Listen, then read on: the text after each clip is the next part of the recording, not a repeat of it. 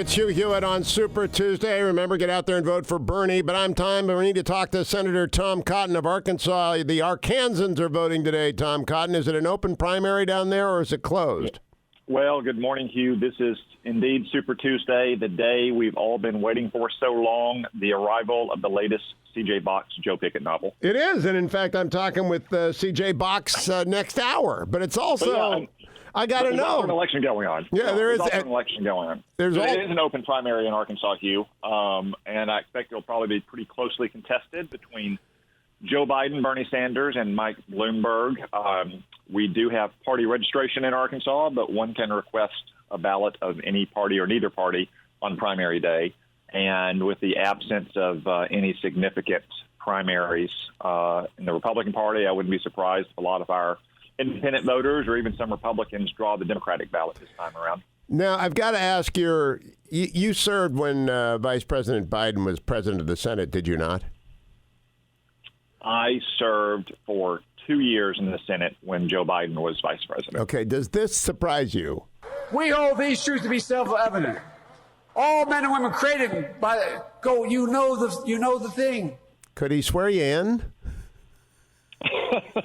Well, when he swore us in, he did have a note card to read from. But Hugh, I've heard that a couple times this morning. I got to say, I don't know how to interpret it. On the one hand, it could just be Joe Biden once again forgetting some of the most basic things about America's political life.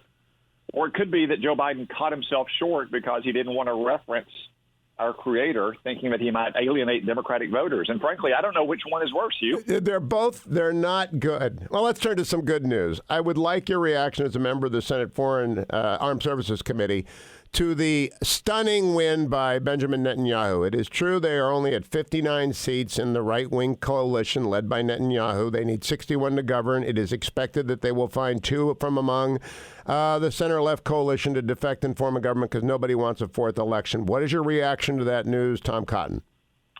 I congratulate Prime Minister Netanyahu. It's been a long time coming, and it's been a pretty tough slog through 3 elections in 10 months. But 59 seats is a very convincing victory, and I do believe that they'll find at least a couple parliamentarians who are not ready for a fourth election, and this will truly establish Benjamin Netanyahu as one of the great statesmen in the modern history of Israel, and he's been a great partner for the United States as well.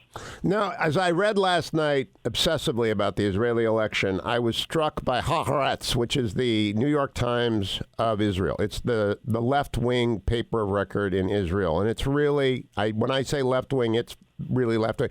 Deep bitterness. I'm talking about the same kind of bitterness that I saw up close and personal in 2016 when Donald Trump won.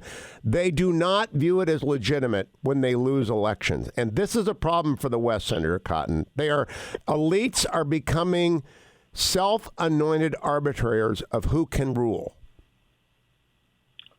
That is a real problem, Hugh. Not just in Israel, as indicated by Haaretz, but also the elite media in the United States that have never accepted Donald Trump's victory. And you also see it in Europe as well. Just look over the last 20 years, the number of times European voters have rejected ever greater integration of the European Union only to have their elites in their capitals overrule them.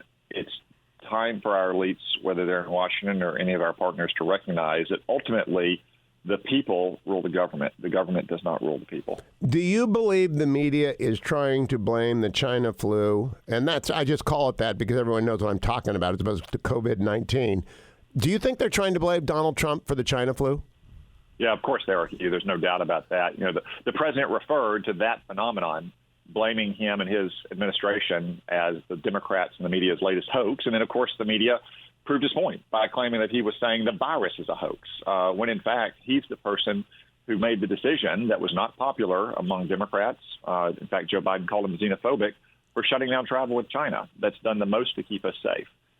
It's, again, just an example of how the Democrats and the media and other elites simply refuse to accept the fact that the American people elected Donald Trump in 2016, and looks like they may very well do so again this year. I have said before coronavirus appeared that Ron Klain's appointment to run the Ebola task force was a fine thing back when it occurred, and I read everything Ron writes about it. I don't believe this is a partisan issue, But I don't believe that Democrats are saying the same thing about Mike Pence. I see them attacking Mike Pence when, in fact, all I've seen from the vice president is cool, calm competence. Agree or disagree? Yeah.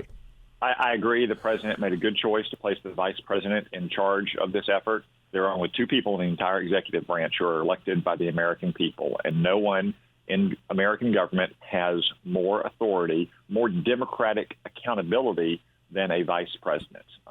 There are many good scientists that are working on the task force that is meeting constantly, and I know many of them. I've worked with many of them over the last 6 weeks. But in the end, decisions have to be made that are policy decisions, not science decisions. How do you rank their response? 20 seconds, Tom Cotton. How's the administration doing on the response, that which can be done and the measure of whether or not it is being done? They are doing very well. And again, I go back to the president's bold decision last month to shut down travel with China. If it wasn't for that, we would already have thousands and thousands of confirmed cases in the United States. Senator Tom Cotton, have a great Super Tuesday in Arkansas. I appreciate your joining us.